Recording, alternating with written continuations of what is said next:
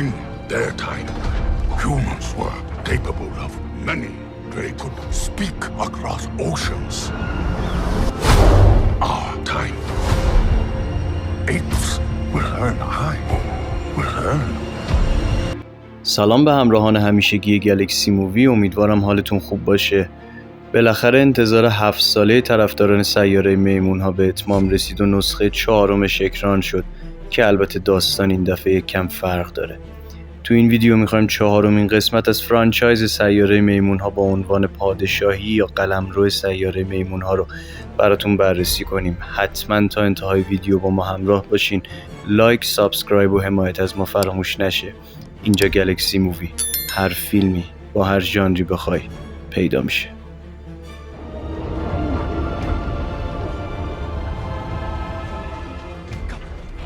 اولین قسمت از فرانچایز سیاره میمون‌ها با عنوان Rise of the Planet of the Apes یا ظهور سیاره میمون‌ها در سال 2011 اکران شد. جایی که انسان‌ها برای درمان آلزایمر آزمایش‌هایی روی یک میمون انجام میدن و باعث جهش ژنتیکی اون میشن و باعث میشه که این میمون جهش یافته به اسم سزار باقی میمون‌ها رو برای رسیدن به فهم آزادی رهبری کنه. سزار که حالا تبدیل به یک میمون باهوش و قادر به صحبت شده، در نسخه‌های 2014 و 2017 این فیلم به ترتیب با عناوین طلوع سیاره میمون‌ها و جنگ برای سیاره میمون‌ها به حاکمیت مطلق انسان بر روی زمین پایان میده و حکومت میمون‌ها بر روی زمین بنا میشه. فیلم دنیایی رو به تصویر میکشه که انسان‌ها دیگه هیچ قدرتی ندارن و همه چیز دست میمون هاست.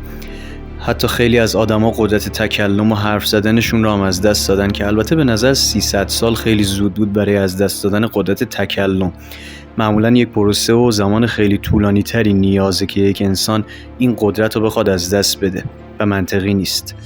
نکته شاخص فیلم که خیلی عالی انجام شده و حس میشه، خیلی خوب نزدیک شدن میمون‌ها رو به خلق و خوهای انسانی نشون میده، ولی در عین حال اون میمون بودن خودشون رو هم حفظ میکنن. یعنی نه ادای انسان‌ها رو در میارن و نه اون میمون‌های عقب افتاده چند صد سال پیشن. دقیقاً یه حد وسطی بین این دوتا. در این حالی که نیاز دارن از هوش انسان‌ها استفاده کنن و حکومت خودشون رو تشکیل بدن، اون ذات میمون بودنشون رو هم از دست ندادن و این رفتار میمونی و انسانی با هم میکس شده و واقعاً از نکات قابل توجه فیلمه. حتی بعضی از جاها خودشون رو به خاطر استفاده همزمان از دست و پا برای فرود اومدن و بعضاً راه رفتن از انسان‌ها برتر میدونن.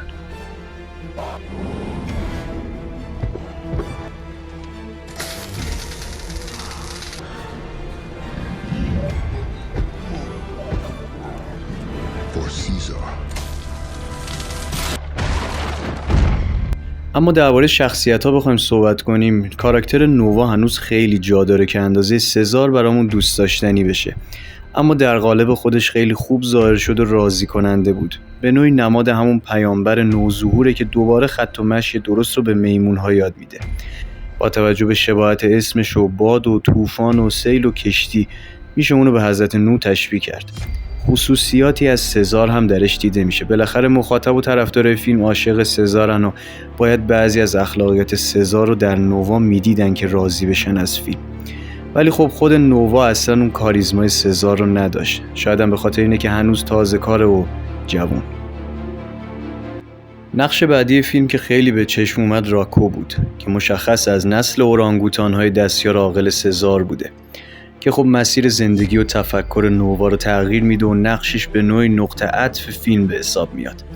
کسی که اول سزار رو به نووا معرفی میکنه و راه و رسم اونو بهش نشون میده و اطلاعات جامعی درباره ارتباط انسان‌ها و تاریخچه میمون‌ها میده و در نهایت جان خودش رو در این راه فدا میکنه که البته شاید هم نمرده و در قسمت‌های بعدی ببینیمش.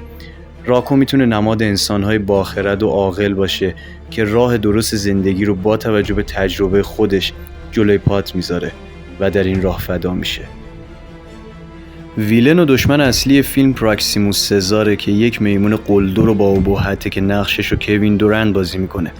کلاً دورند رو ما در سری نقش‌های منفی میبینیم. اینجا هم پراکسیموس سزار فوق‌العاده در نقش ویلن ظاهر شده. اکت‌ها، حرکات و دیالوگاش راضی کننده است. از وقتی وارد فیلم میشه، فیلم جون تازه‌ای میگیره و هیجان چندین برابر میشه و میتونه نماد همون حاکمان ظالم زمان ابراهیم و موسی با توجه به خلق و خوی قدرت طلبیش باشه. جلوه‌های ویژه فیلم به طور خیلی خاصی نسبت به قسمت‌های قبلی بهتره و این پیشرفت کاملا مشهوده. مخصوصا احساسات توی صورت و رفتار میمون‌ها و ریزه‌کاری‌های کارگردان واقعا از لحاظ جلوه‌های ویژه به یک فیلم اکشن نمودهای زیبایی داده. فیلم با وجود بودجه 160 میلیون دلاری تا الان چیزی حدود 240 میلیون دلار در گیشه فروخته و آمار بدی هم به حساب نمیاد. چه بسا که این عدد در آینده هم بیشتر خواهد شد. خیلی ممنونم که تا انتهای این ویدیو با ما همراه بودین. شما هم اگر این فیلم رو دیدین و نظری دربارش دارین حتما توی کامنت ها برامون بنویسین و بگین که به این فیلم از 10 چه نمره‌ای میدین. لینک ویدیوهای مرتبط رو هم براتون داخل کپشن قرار دادیم. لایک، سابسکرایب و حمایت از ما رو فراموش نکنین. اینجا گلکسی مووی، هر فیلمی با هر ژانری بخوای پیدا میشه. تا دیداری دیگر، بدرود. A planet of apes.